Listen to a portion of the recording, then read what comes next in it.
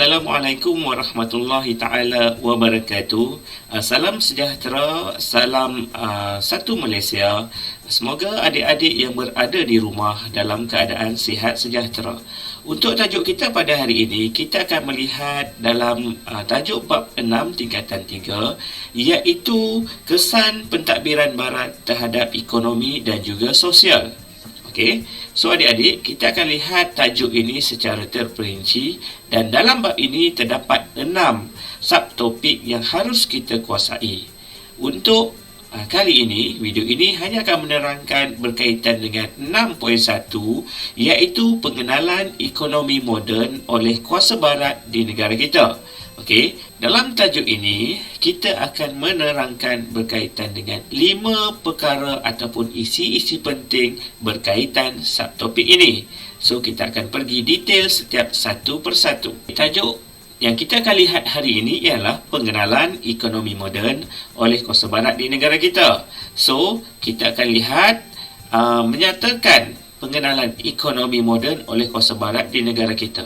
Maksudnya, di sini kita nak tahu bagaimanakah British memperkenalkan ekonomi moden ini di negara kita yang akhirnya akan menyebabkan negara kita ini mempunyai pelbagai sumber ekonomi yang menjadi sumber pendapatan kepada British dan secara tidak langsung memberikan sumber pekerjaan kepada semua warga negara ataupun rakyat di tanah Melayu.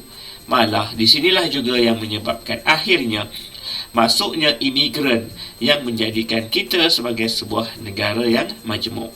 Okey, untuk pengenalan bagi tajuk ini, kita akan lihat berkaitan dengan kedatangan kuasa barat. Okey, so bila datang dia kuasa barat, maka berlakulah perubahan sistem pentadbiran di negara kita.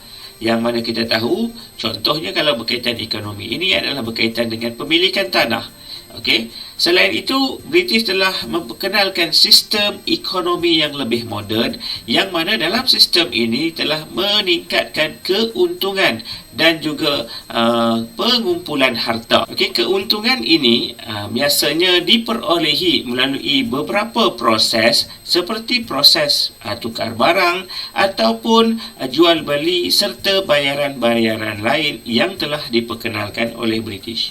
Okey, seterusnya dalam tempoh tersebut maka berlakulah perubahan bentuk ekonomi dan juga sosial negara kita yang menyebabkan akhirnya adanya ciri-ciri sistem ekonomi moden seperti mempunyai modal yang besar, tanah yang luas, teknologi yang hebat, buruh yang ramai dan juga pengeluaran dalam bentuk skala yang lebih besar. Okey, ini adalah pengenalan dalam subtopik 6.1 dalam bab 6 tingkatan 3.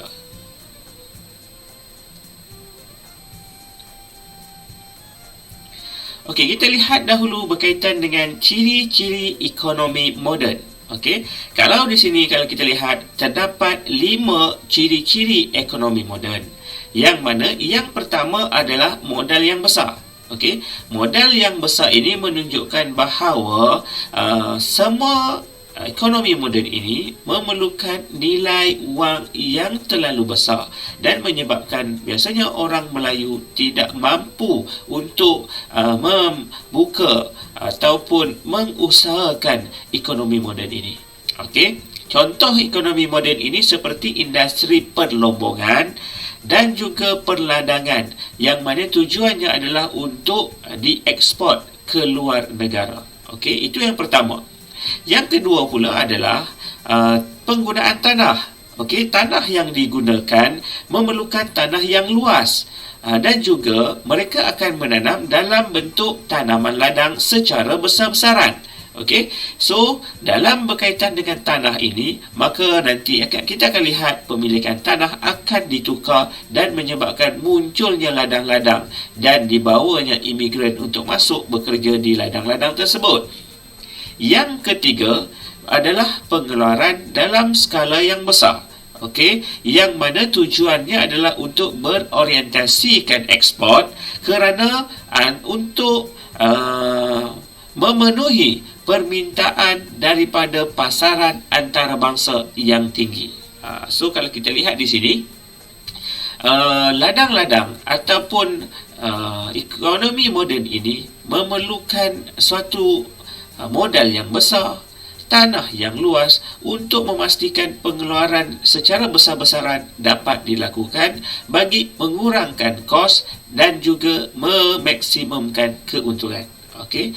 Yang keempat, apabila dalam bentuk skala yang besar secara automatik, maka mereka akan menggunakan tenaga buruh yang ramai. Okey, bila tenaga buruh yang ramai ini digunakan dalam sektor perlombongan dan peladangan tadi. Okey, dan yang terakhir pastinya apabila kita ingin menggunakan ekonomi moden, secara tidak langsung pasti akan menggunakan teknologi moden. Okey, teknologi moden ini digunakan juga dalam kegiatan perlombongan dan juga penanaman secara ladang tadi. Okey, secara ringkasnya kita lihat inilah ciri-ciri yang perlu ada dalam ekonomi moden. So, kalau soalan keluar berkaitan dengan ciri-ciri ekonomi moden, maka nyatakanlah 5 ciri-ciri ini, pasti pelajar akan memperolehi markah yang tinggi. Okey, kalau kita lihat di sini, pertama sekali adalah modal yang besar. Ini adalah beberapa contoh ekonomi moden yang memerlukan modal yang besar. Contohnya adalah perlombongan emas di Raub Pahang. Okey, perlombongan emas di Raub Pahang ini telah dikomersialkan oleh British. Malah mereka memerlukan modal yang besar. Okey, dan seterusnya contoh lain yang kita boleh letak adalah berkaitan dengan lombong petroleum yang pertama di Miri, Sarawak. Okey, dan lombong itu juga memerlukan jumlah pelabur modal yang besar, yang mana memerlukan mereka untuk mendapatkan alatan-alatan dan juga teknologi yang moden. Seterusnya contoh lain adalah di Sabah, adalah menara lombong arang batu di Tanjung Kubong di Labuan. Ini adalah antara lombong-lombong yang ada di negeri-negeri Melayu.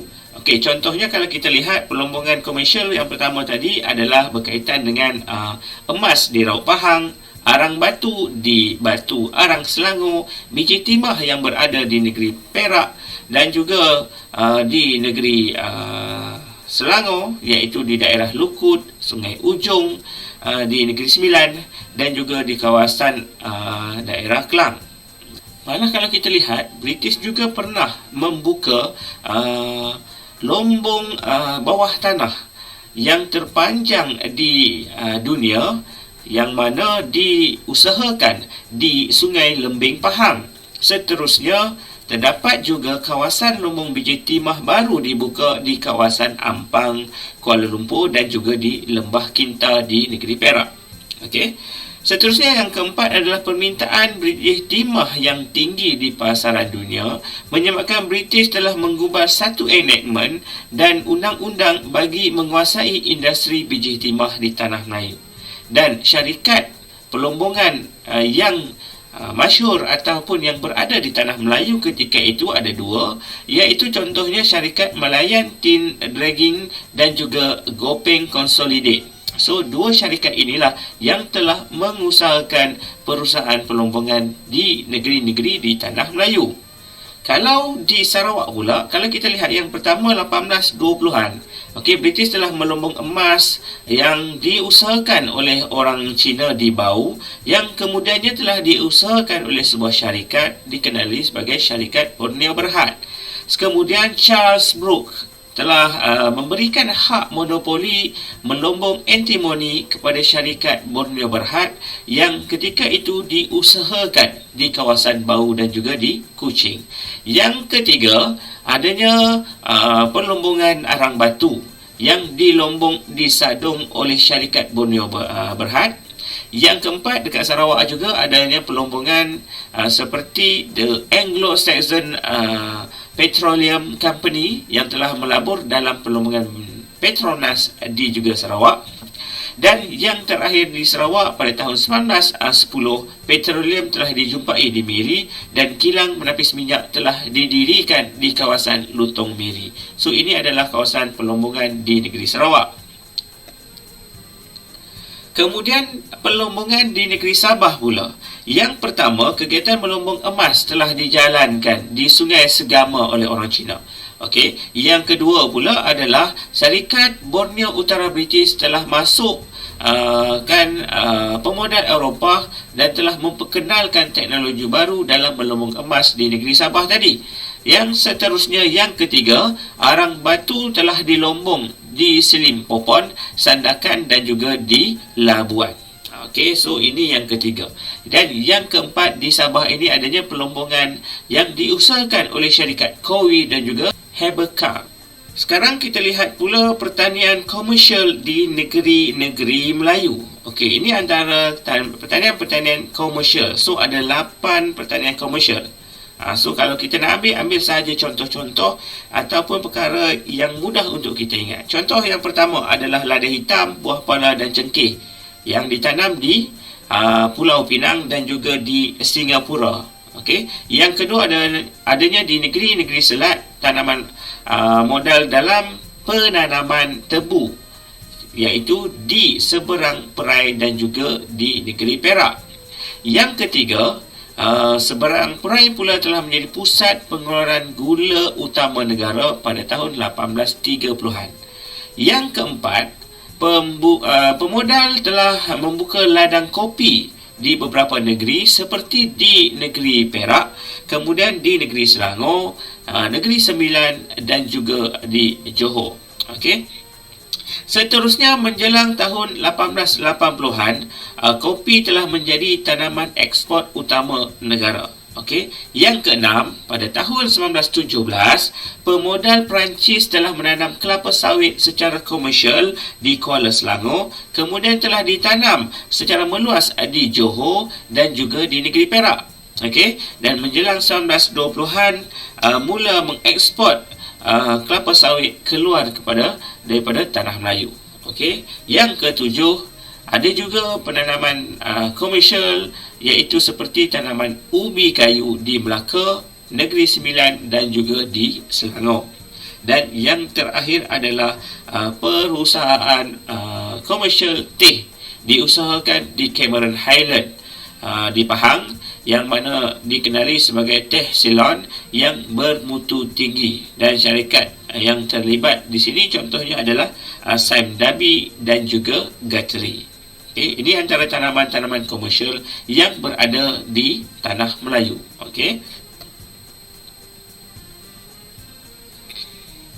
Di Sabah Sarawak pula kita lihat tanaman-tanaman komersial yang ada. Yang pertama, kawasan penanaman lada hitam. Okey, di Sarawak sekitar Kuching dan juga Serian serta di Sarike ke Mairadong.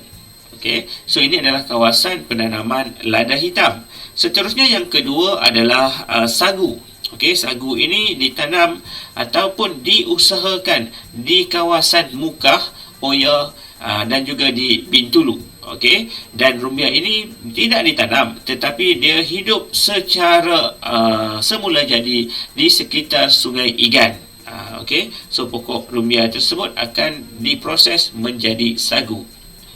Okey, yang seterusnya adanya SBUB melakukan pelaburan dalam penanaman tembakau. Okey, ini adalah berlaku di negeri Sabah.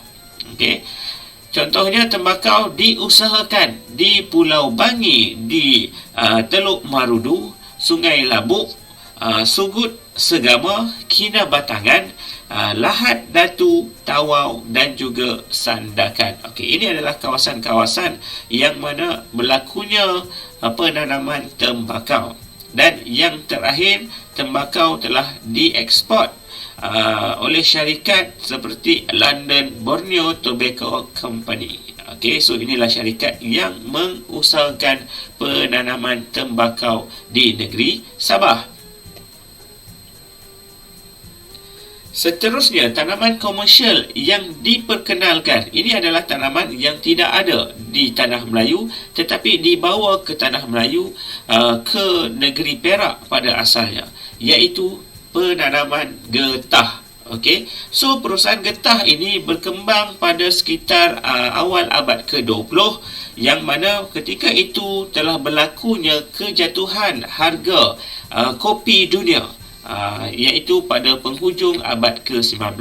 Jadi British berusaha untuk mencari salah satu komersial ataupun tanaman komersial yang baru bagi menggantikan penanaman kopi ataupun koko di negeri tanah Melayu ini. Jadi maka British telah membawa getah untuk ditanam di tanah Melayu.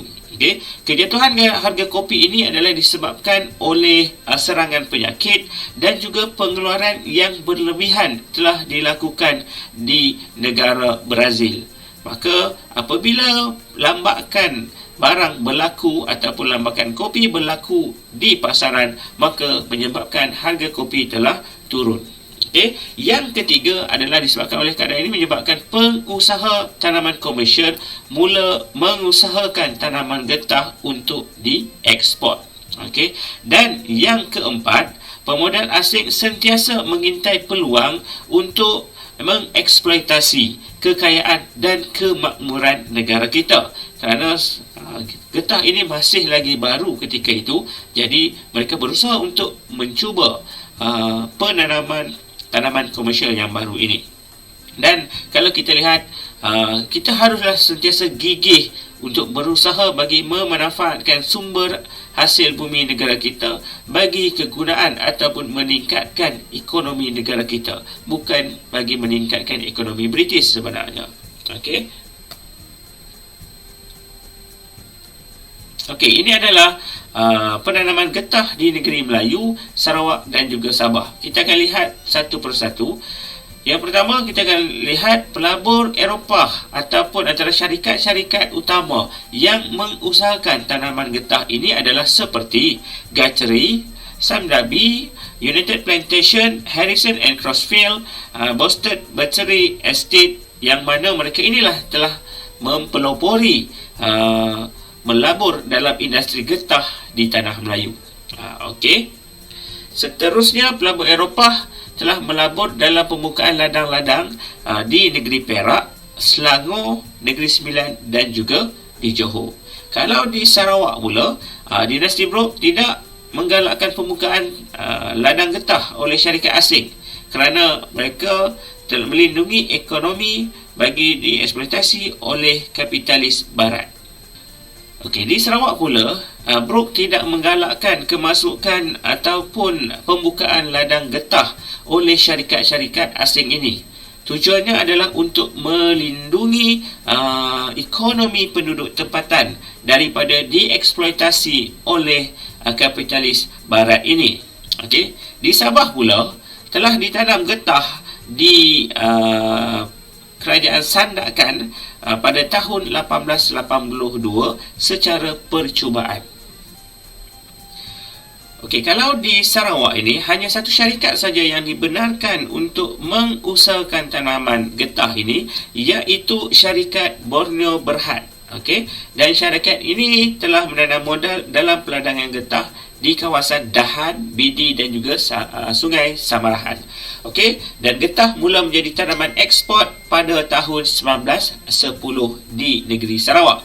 Di negeri Sabah pula, SBUB melabur dalam penanaman getah di Bogaya di Sungai Labuk, dan Jesselton telah menjadi pusat perdagangan bagi hasil getah ini. Dan syarikat yang ada di Sabah ini contohnya adalah British North Borneo Para Rubber, British North Borneo Company dan Lancome Borneo Rubber Company Limited. So inilah yang menyebabkan hasil getah ini ditanam di negara kita, yang mana kemudiannya getah menjadi antara tanaman komersial utama di tanah Melayu, Sabah dan juga di Sarawak. Okey, seterusnya kita lihat pula teknologi yang diperkenalkan oleh pelabur-pelabur ataupun syarikat-syarikat dalam mengusahakan pertanian komersial ini. Okey, yang pertama, pada tahun 1929 terdapat 107 buah kapal korek di negeri-negeri Melayu. Okey, kapal korek ini digunakan untuk tujuan melombong biji timah dan juga emas. Okey, pemilik bagi lombong-lombong ini adalah milik syarikat, contohnya Pahang Consolidated Company Limited, syarikat Malayan Tin, Drag King dan juga Gopeng Consolidated. So, syarikat-syarikat inilah yang telah memperkenalkan atau membawa teknologi kapal korek dan juga perlombongan secara hidrolik ini. Okey, yang mana kalau kita lihat kemudiannya Eastern Smelting Company dan Street Trading Company telah ditubuhkan dan telah kemudiannya membawa teknologi untuk melebur biji timah. Okey, so antara gambar-gambar yang ada di sini, inilah antara teknologi yang memerlukan kos yang tinggi tadi. Okey, terdapat juga kaedah pelombongan biji timah bawah tanah dan dengan terowong diperkenalkan di Pahang Consolidated Company di Sungai Lebing. Itu gambarnya. Okey, di tengah-tengah tu adanya gambar pekerja lombong sedang menggunakan mesin gerudi jumbo drilling untuk memecahkan batuan menggunakan biji timah. Okey. Batuan-batuan tersebut dalamnya adanya biji timah. Okey, seterusnya yang di sebelah paling kanan saya tu, okey, di sebelah kanan saya tu, itu adalah syarikat dalam memperkenalkan kapal korek yang pertama, okey, di Batu Gajah, Perak. Okey, kapal korek ini masih kekal ada sehingga sekarang. Di Sarawak dan juga Sabah juga adanya teknologi. Contohnya dekat sini kalau kita lihat di Sarawak, menggunakan kaedah moden yang diperkenalkan oleh syarikat Borneo. Kemudian adanya kilang melebur antimoni di Bau dan juga Kuching. Kemudian antimoni ini telah dipasarkan ke Singapura. Sabah pula ada terowong Tanjung Kubong, Labuan. Ini adalah tapak aktiviti pelombongan arang batu. Inilah antara teknologi yang perlu ada dalam memastikan ekonomi komersial ini bergerak ataupun dimajukan. Kita lihat pula teknologi di dalam bidang pertanian pula. Pertanian komersial ini.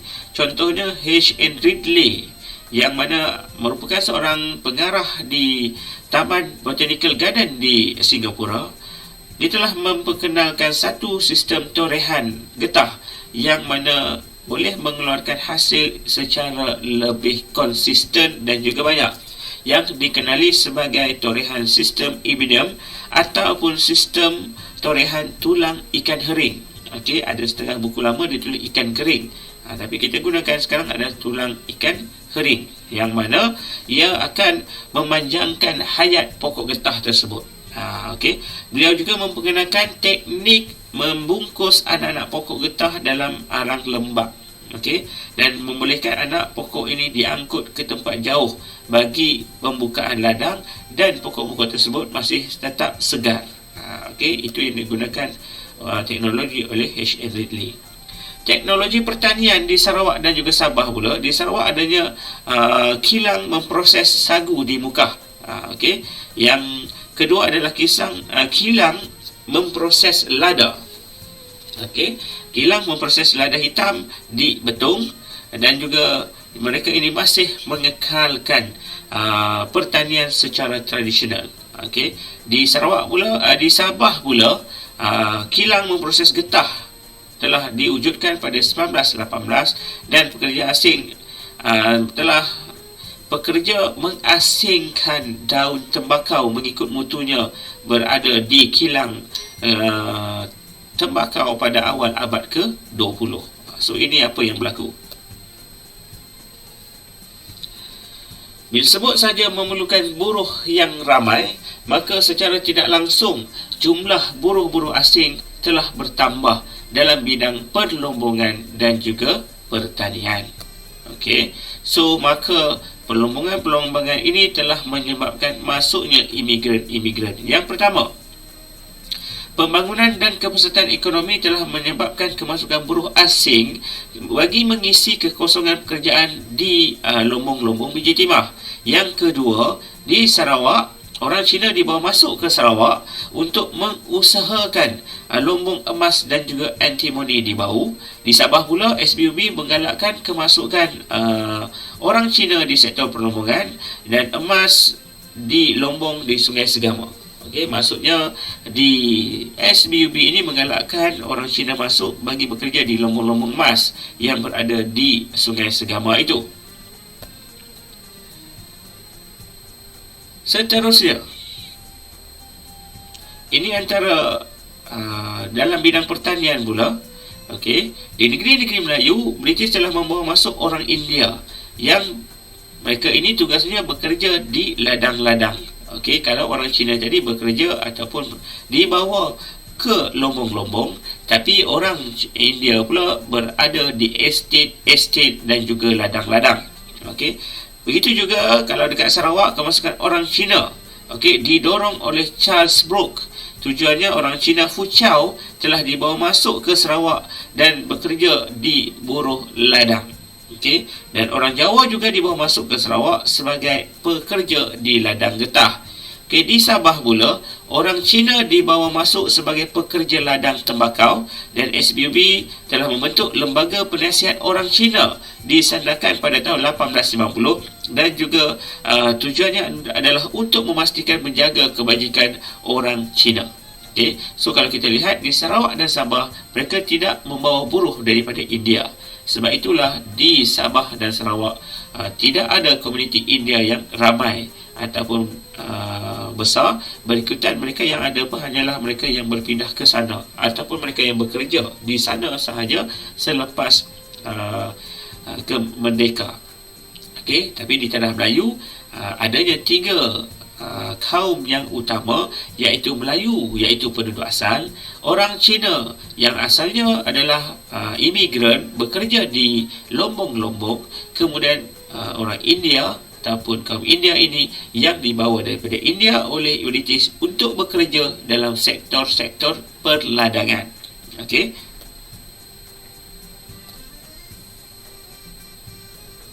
Okey, kalau mengikut ciri-ciri tadi adalah yang keempat adalah berskala besar. Okey, kenapa berskala besar? Senang sahaja. Untuk ciri ini dia dijalankan secara besar-besaran kerana bagi memenuhi permintaan ekspor dan juga keperluan pasaran di barat. So ini sahaja dia punya isi-isi berkaitan dengan berskala besar.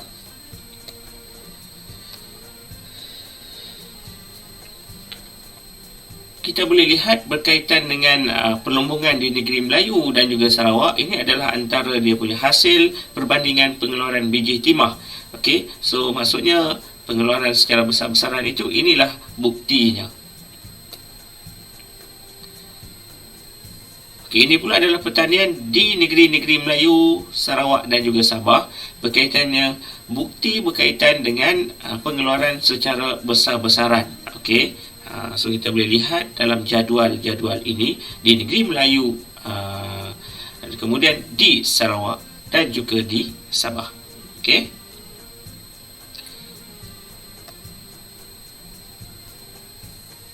Okey, yang terakhir adalah berkaitan dengan tanah.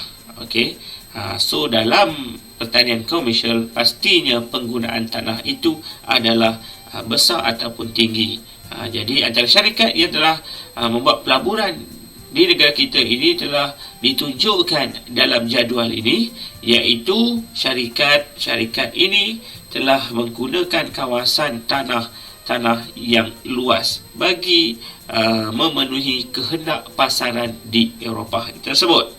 Okey, so kita boleh bacalah daripada syarikat Boston and Company, Guthrie, Harrison, Borneo Co Limited, Sandabi and Co Limited.